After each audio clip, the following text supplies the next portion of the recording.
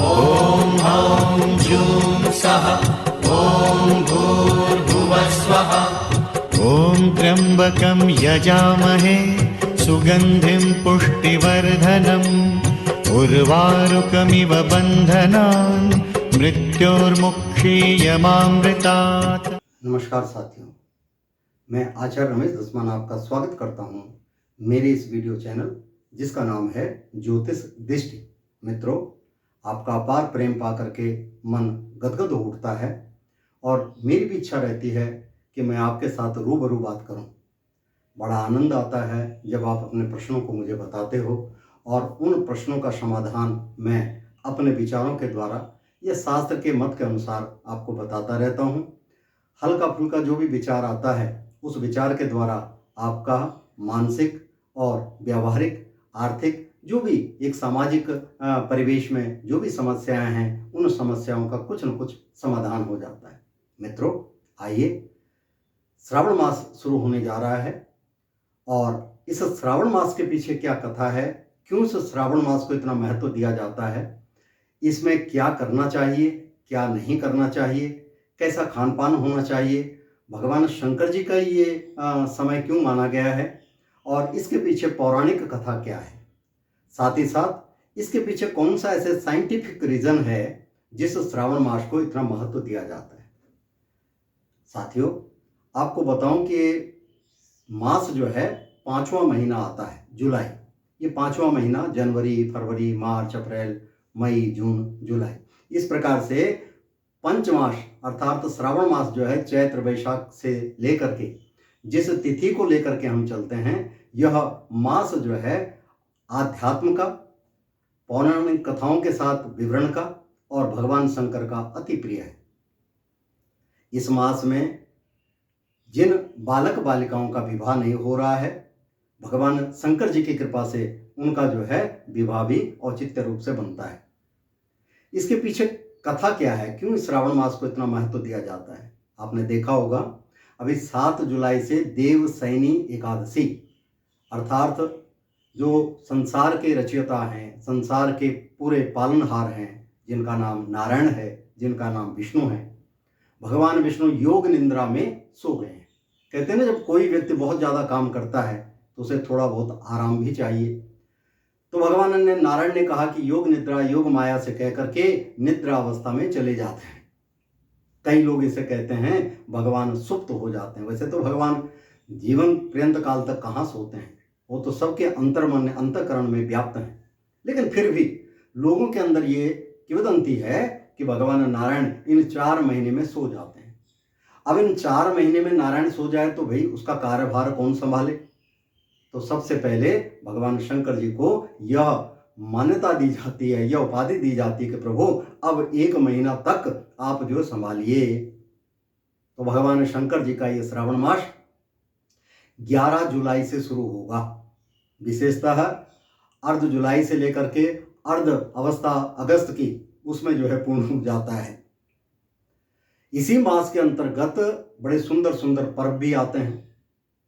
जैसे ही श्रावण मास समाप्त होता है, कृष्ण भगवान का जन्म, कृष्ण जन्माष्टमी आ जाती है और इसी के अंतर्गत रक्षाबंधन भी आता है, जिसको श्रावणी पूर्णिमा भी कहते हैं। इसी मास के अंतर्गत अनेक और शुभदायक कर्म होते रहते हैं। तो भगवान शंकर जी का प्रथम मास यह श्रावण मास बड़ा उत्तम माना गया है। यह श्रावण मास में 4 सोमवार आते हैं महाराज। पहला सोमवार 14 जुलाई को, दूसरा सोमवार 21 जुलाई को, तीसरा सोमवार 28 जुलाई को और चौथा सोमवार 4 अगस्त को। जो लोग इस श्रावण मास में सोमवार के व्रत रखते हैं उसका बड़ा महत्व है। कहते हैं श्रावण मास के 4 व्रत आप सोमवार के रख लीजिए, जन्म जन्मांतरों का पाप निवारण हो जाता है। अब इस श्रावण मास में ये 5वां महीना दिया गया है, बड़ा उत्तम 5वां माह, पंच भावेना, यानी कहते हैं पंचदेव रक्षा करे ब्रह्मा विष्णु महेश। 5 देवता एक ही कार से रक्षा करते हैं। तो पहला मास, पहला महीना जो है किसको दिया, भगवान शंकर जी को। इसमें विशेषतः शिव पूजा, शिव अनुष्ठान और धार्मिक अनुष्ठान किए जाते हैं। जैसे महामृत्युंजय का जप किया जाता है, रुद्र अभिषेक कराए जाते हैं। इसमें विशेषतः भगवान की पूजा अर्चना करने से बड़ा लाभ प्राप्त होता है। कहानी पौराणिक कथा है कि जब समुद्र मंथन हुआ तो समुद्र मंथन से अनेक प्रकार के 14 रत्नों का उद्भव हुआ। इन्हीं में एक जो है विष भी इसी में से व्याप्त हुआ। कहते हैं ना, अच्छाई बुराई सभी चीजें इकट्ठी होती हैं। और जैसे विष बाहर आया समुद्र मंथन करने से, सभी लोग अलौकिक हो गए, अर्थात मूर्छा अवस्था में आ गए। ऐसी दशा में कौन इसका वर्णन करेगा? तो भगवान शंकर जी ने, देवों के देव महादेव ने इसका वर्णन किया और इसको आत्मसात कर लिया। जैसे ही उसको पिया तो भगवान ने सोचा, मैंने मुख में तो धारण कर लिया है, लेकिन मेरे हृदय में तो राम का वास है। यदि राम जी के पास ये विष चला जाए तो बड़ा मुश्किल हो जाएगा। तो भगवान ने हाथ रख दिया और हाथ रखने से नीलकंठ कहलाए। नारायण ने उसको विष को जो है अंदर नहीं जाने दिया, भगवान के गले तक ही रह गया। और कहते हैं जब कोई ऐसी चीज मादक चीज का सेवन करें तो उन्मादता आती है। भगवान बेहोश हो गए, बेहोशी आ गए, छा गई। बेहोशी छा गई तो लोगों ने क्या किया, जल लेकर के, क्योंकि विष तो बहुत गर्म है, तो उस गर्म को शांत करने के लिए जल अभिषेक किया गया। सभी लोगों ने, सभी देवताओं ने, राक्षसों ने, किन्नरों ने, यक्षों ने, सभी जो है जल का लोटा लेकर के भगवान शंकर जी को चढ़ाया। इसीलिए कांवड़ यात्रा बहुत प्रसिद्ध है। आप चल रहा होगा, आजकल तो चल रहा है, कांवड़ यात्रा चल रही है। यानी गंगोत्री से, जमुनोत्री से, कहीं गंगोत्री से लेकर के कई लोग नीलकंठ से जो है गंगा जी का जल लेकर के भगवान शंकर जी को चढ़ाते हैं, रुद्राभिषेक कराते हैं। तो भगवान जो उस अवस्था में थे, असुप्त अवस्था में थे, उस अवस्था से धीरे धीरे जब जल का सिंचन हुआ तो जो गर्माहट थी शरीर की वो निकलती चली गई और भगवान जो है उद्भव हो गए, शांत हो गए। और इसी की एक और कथा है कि माँ पार्वती ने कठोर तपस्या की। उस कठोर तपस्या के अंतर्गत भगवान प्रसन्न हो गए और पार्वती को दर्शन दिए। हे पार्वती, आज से मैं तुम्हें अपनी पत्नी के रूप में स्वीकार करता हूँ। तो कई कई जगह शिव विवाह का भी उल्लेख दिया गया है और इसी दिन माँ पार्वती की मनोकामना पूर्ण हुई और तब भगवान शंकर जी ने उसे पत्नी स्वरूप में प्रण कर लिया और पार्वती ने उन्हें पति स्वरूप में पा लिया। यह जो है दिन बड़ा उत्तम माना गया है। इसी श्रावण मास के अंतर्गत एक और क्या चीज है, वर्षा ऋतु प्रारंभ हो जाती है। और जब वर्षा ऋतु प्रारंभ होती है तो आपको पता, अनेक जल जीव उत्पन्न हो जाते हैं, अनेक कीट पतंग उत्पन्न हो जाते हैं। इसलिए हमारे ऋषि मुनियों ने इस ऋतु के अंतर्गत कहा है, इस मास के अंतर्गत श्राव का, मदिरा का, मांस का, तामसिक भोजन का परिहार करना चाहिए, नहीं खाना चाहिए। यदि तामसिक भोजन खाएंगे तो उसमें विष व्याप्त होता है, वह आपके शरीर को जाकर के कष्ट देगा। इसीलिए इन श्रावण मास के अंदर शुद्ध शाकाहारी होना चाहिए।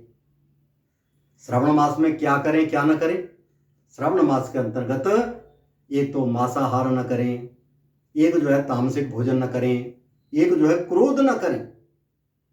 क्रोध आने से, क्योंकि पहले ही शरीर के अंदर एक गर्मी है, बाहर तो ठंड, बरसात के कारण थोड़ा ठंडक हो गई, लेकिन शरीर तो गर्म है, तो उस गर्माहट के कारण क्रोध भी आएगा। तो क्रोध के कारण आपके बनते बनते कार्य बिगड़ते चले जाएंगे, नुकसान होगा। इन श्रावण मास के अंतर्गत विशेषतः सोमवार का उपवास करना चाहिए, यानी सप्ताह में एक दिन तो उपवास करें, शिवलिंग पर जल चढ़ाएं, रुद्राभिषेक करें। विशेषतः यह बड़ा लाभकारी है। और कुछ ना हो सके, ओम नमः शिवाय, ओम नमः शिवाय, ओम नमः शिवाय, इसका जाप जरूर करना चाहिए।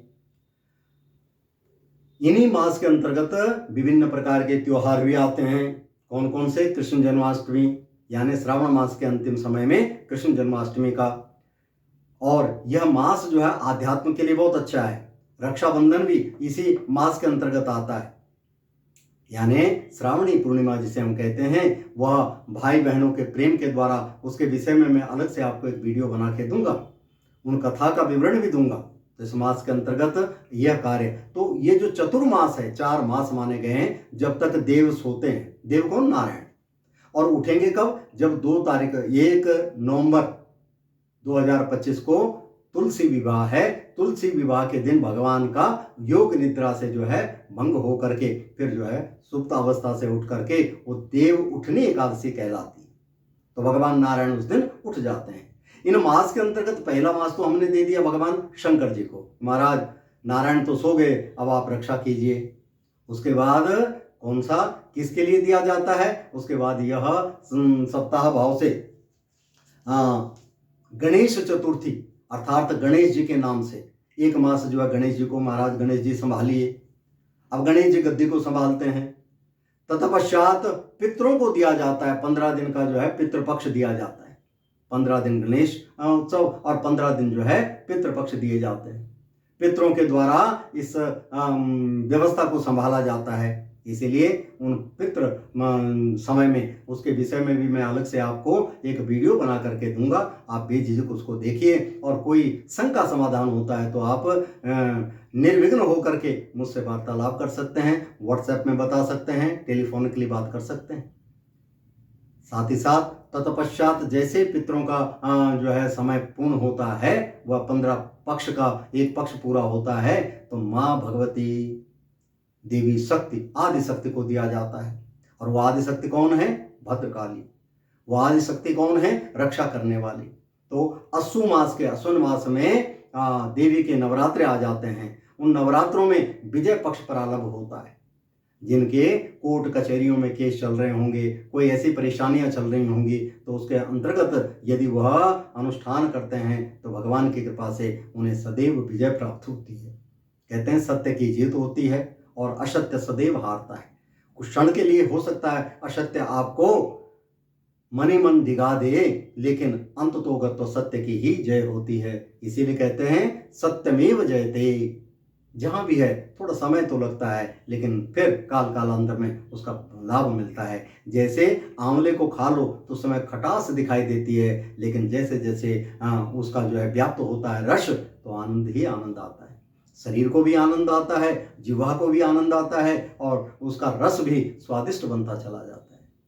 इसलिए श्रावण मास के अंतर्गत अपनी मनोकामनाओं को पूर्ण करने के लिए आप जो है निर्विघ्न होकर के इस मास में भगवान शंकर की आराधना करें। अनेक प्रकार के कष्टों का निवारण होगा। और इस मास के अंतर्गत भगवान शंकर का रुद्राभिषेक कराएं।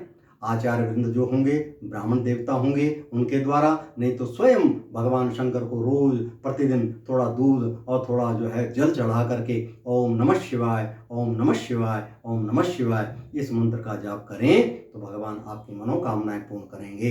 इन्हीं शब्दों के साथ, इन्हीं विचारों के साथ मैं अपनी वाणी को विराम देता हूँ। नए विचारों के साथ, नए शब्दों के साथ आपके समक्ष आएंगे। तब तक के लिए नमस्कार।